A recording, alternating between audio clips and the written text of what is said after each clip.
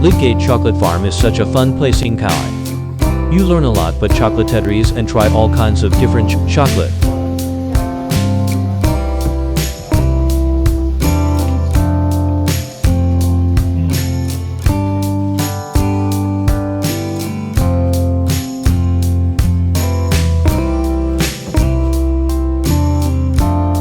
Right here grow this beautiful fruit for us.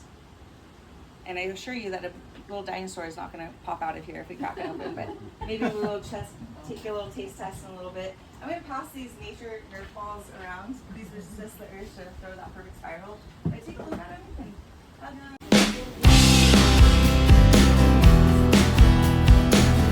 First time in my life holding a chocolate fruit.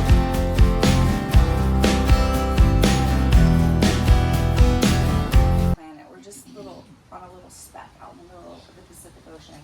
There's no way to replicate the unique flavors that we get from Hawaii, the special terroir that manifests through our chocolate. So not only are we growing kind of a small amount of cacao in comparison, we're growing some of the rarest cacao characteristically as well. Just a little long enough. Mason, would you mind giving me a hand to put this? Yes, give me a round of applause for Mason. He's just a busy human being. I'm gonna give you. Yeah, thank you so much. All right, Mason and I are each gonna give you a cup with some chocolate in it. We do have one thing to ask. I don't want to test you too much. The great journey of chocolate tasting starts. Treat this a little bit like a wine tasting. Honestly, any fine food that you want.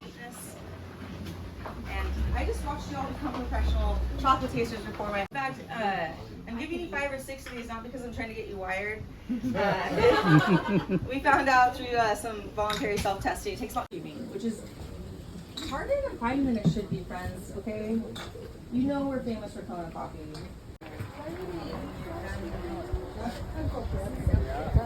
There are a lot of bugs on Kauai Island, especially on the farm. We are heading out to see the chocolate trees live. These are the marvelous chocolate trees.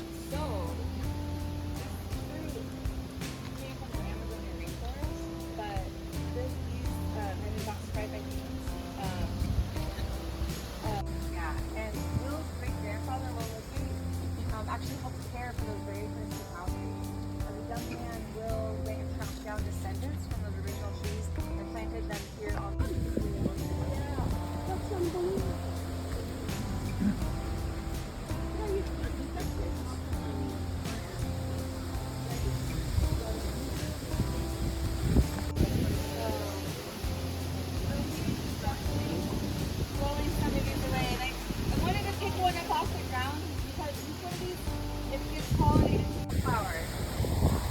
You guys believe that this tiny delicate guess what pollinates this little thing for us?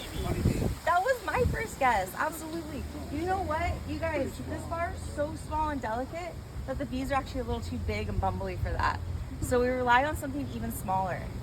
And we have that botanical bug spray for them. The mosquitoes. Yes, they're good for something.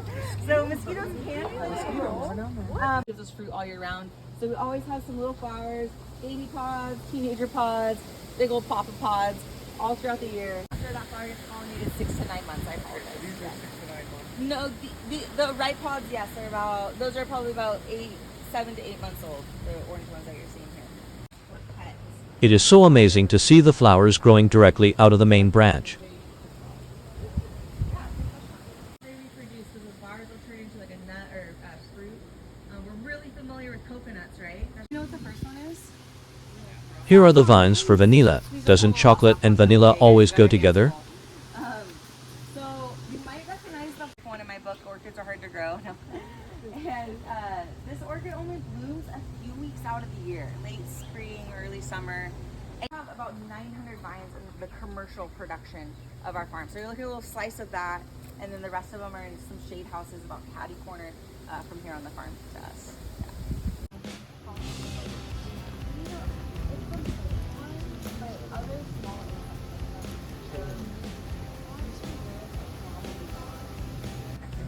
Not as super great for like culinary applications. So maybe a little bit more similar to what This is a little bit different from the bananas we see in Costco.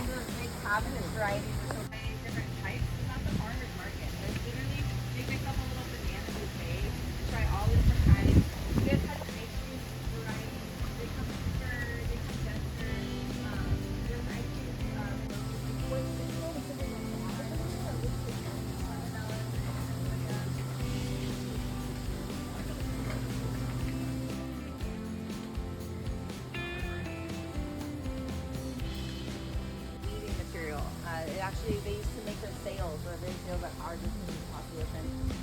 Textiles, ornaments, things like that. Also, there's medicine and food in the bark, and a food source that kind of grows. If anybody likes a little spice in their life, you guys use this pepper vine, and this produces the same black peppercorn that we have in our kitchens and our pepper garden. So in the green state, it's like very fruity.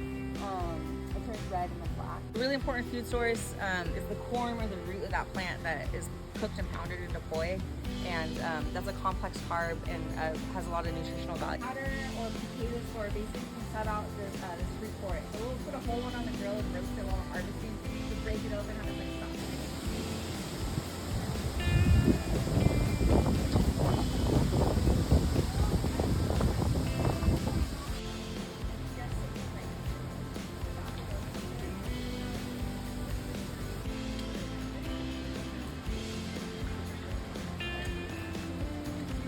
We start to taste different fruits. The white pineapple is phenomenal.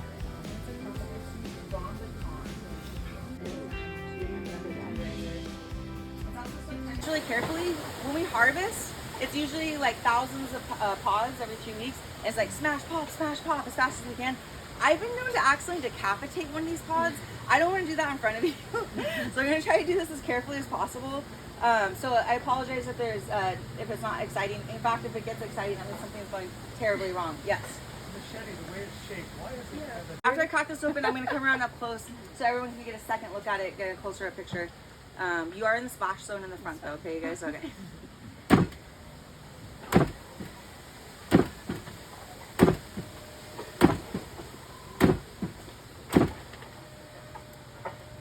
Oh, don't worry, it wasn't my finger. Oh my goodness, are you guys ready for this? Yes. All right. Fully wrapped Lydgate bar, baby dinosaur. What? That's not what I was expecting. Oh my gosh. Oh wow. Look at that. Isn't that amazing? Oh, I'm so excited. I'm going to come up close. This looks like a jellyfish to me. Not a chocolate bar.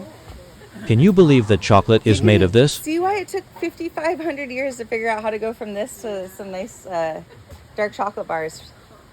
Yeah, this was weird. It looks weird. Potassium is a favorite food, and it has everything. There's for antioxidants. So we like to think around the farm that we eat your daily. Tasting all types of honey. It also blazing pork, chicken, salmon, salted nuts. You can harvest some sun-ripened macadamia nuts. That means there's a little bit of everything that you can see around you. So this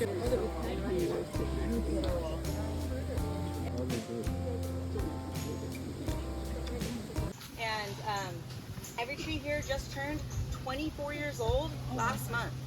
We can keep track of their age because each one has a little birth certificate. Actually, all 3,600 cacao trees has a birth certificate marking the genetics on one side and then the date it was planted. In this case, January 2002. So happy birthday, trees.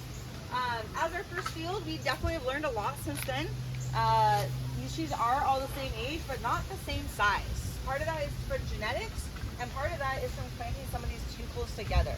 So we're more systematic with our spacing and more selective with our genetics. One way we can keep track of genetics is by referencing what we call our science trees. Very creative name there.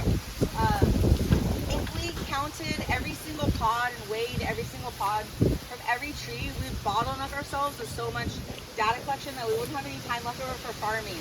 So we solved that by selecting 30 of our favorite cacao trees, or like our most interesting trees. They're interesting to us because they maybe produce a ton of fruit or have some other really unique characteristics. And we harvest and process those fruits separately from our main orchard. So everything in here, every pod that's ripe gets harvested and processed, fermented, and processed into chocolate together. But a tree like this one, the second one down from me, it's like has a ton of pods on it. You can see why that one's really special to us. There's a little scrap of caution tape tied to it, and that just indicates that's one of our science trees. Since we're a small farm, we kind of personally know each one of these trees just on site, but to help us keep track. We do mark them, and we have this like extensive like spreadsheets and maps and stuff in the office that we reference. But that tree, when we harvest from it, we take all the right pods, we count them, we weigh them, the fruit that comes out of it, so we get like a nice fruit to pod ratio, because a bigger pod doesn't always necessarily equal more chocolate. And we ferment and process those pods into chocolate bars separately. So like a single tree chocolate bar, which is really special. And one of my favorite parts of the job, because just for like our research, we get to like make these sample batches and taste them and decide what we want to do with them. This gives us numbers like, is it consistent? How much does it produce for us? Is it resistant to pest and disease? Does it make delicious chocolate? If it crosses off all these boxes, it's a great candidate for us to use for grafting. And grafts make up about 1/3 of our cacao trees. Everything else is planted from seed. But when we do a graft, we're making an exact carbon copy of those characteristics. And I have some grafts back here. Starts off great for you, super nutritious, and then followed up by the Ramadan on the left-hand side, that fuzzy kind of seared red fusion thing. Below it is Long Gone. We've mentioned that a couple times today, another favorite of ours. The Ramadan especially.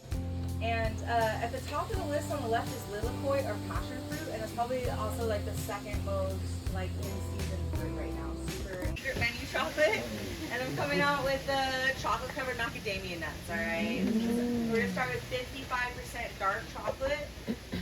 Definitely one of our favorites here. Probably my first true love here at the farm. Besides getting to hang out with you guys, my coworker the other day. They're like, you came for the trees, you stayed for the bees, and you eat a lot of these, Brooke. And we drop one over here? It's over there. All right, there you I'll call go. it. Yeah. More chocolate tasting. Do your diligence. That's the shell, and then that's the bit. I barely have to turn it twice. I just crushed all of those. And they have exactly what you guys just made with your hands. A bunch of nibs and some shells. And you can, when you guys do this at home, which I hope you all do, because you can order seeds ethically online if you like, you can use a blow dryer or your breath. And the factories use a vacuum system that lifts these lighter shells away.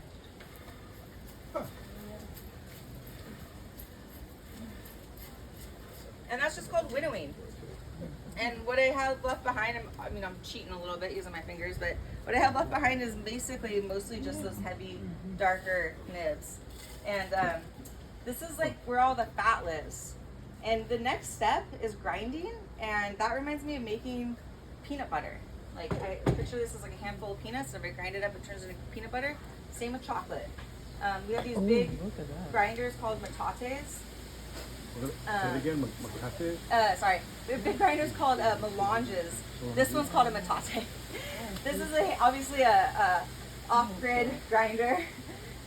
This is an ancient Mesoamerican tool passed down through generations. I mean, not this one. We ordered this off of Amazon, okay? But this is like the Cuisinart of the Mesoamerican kitchen, and That's kind of neat. yeah, it reminds do me. coffee. Growing up, my dad would make in California. My dad would make mole, and that famous ingredient in that savory sauce is chocolate. And I think that like really planted the seed for like, whoa, there's so many cool things you can do with chocolate. Like you can have it in dinner? No way. So thanks, Dad, because I didn't know I was gonna grow up and live in Kauai and be making chocolate on a cacao farm. So I'm gonna grind this up in just like a little paste and literally making chocolate in front of you guys. If I wanted to sweeten this, I simply would just grind sugar into it, and that's what we do for like our 70% bar or 50% milk chocolate. If I ground this for like 3 days, we estimate that's about how long it'd take me to get it as smooth as our chocolate bars. I'm not gonna do that to you guys. Hours a day. Yeah. Even more chocolate tasting. Yeah, good question.